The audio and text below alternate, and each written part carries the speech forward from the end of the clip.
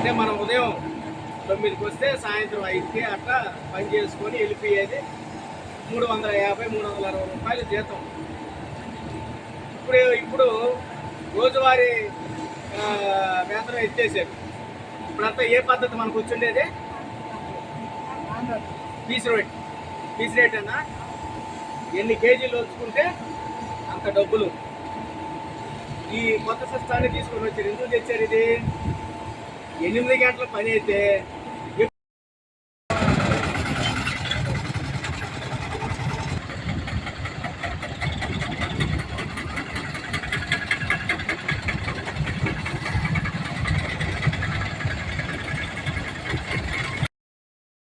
రావాలా.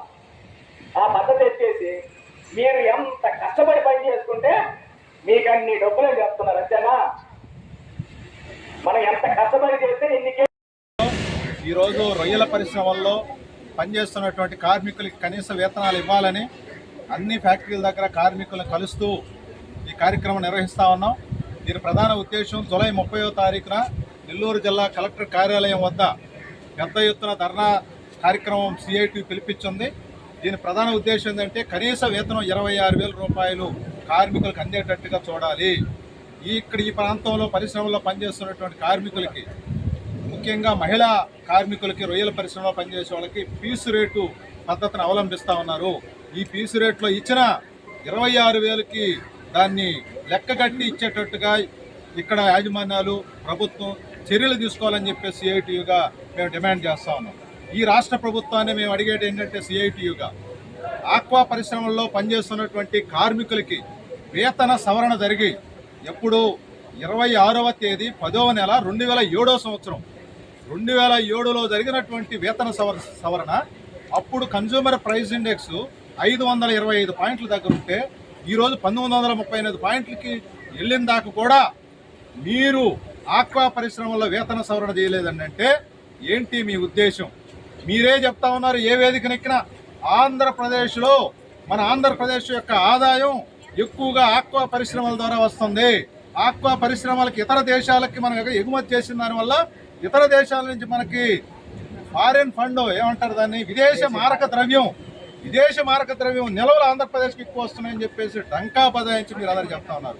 ఆ మారక ద్రవ్యంలో కొంచెం అన్నా మా పనిచేసే కార్మికులకు ముట్టదా? కొంచెం అన్నా అందదా? మీరు యాజమాన్యాల పక్షాన వహిస్తారా?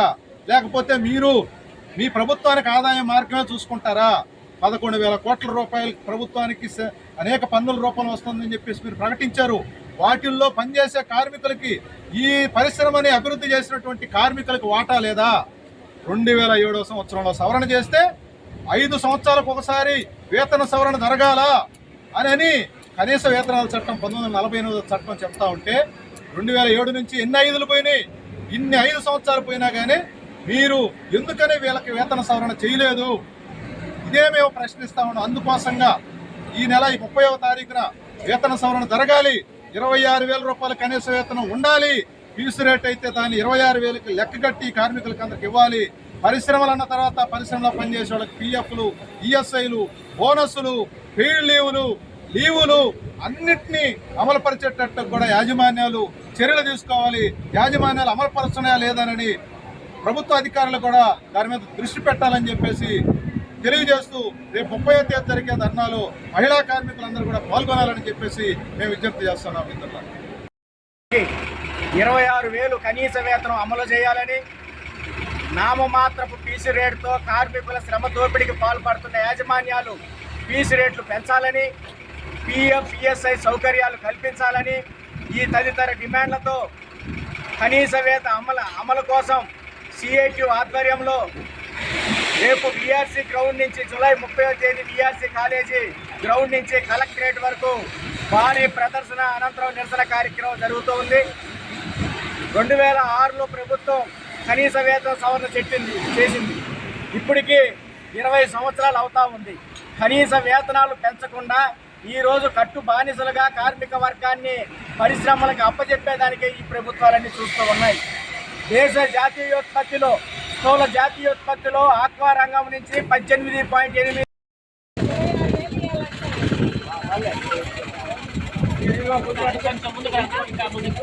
తీసుకురావాలి.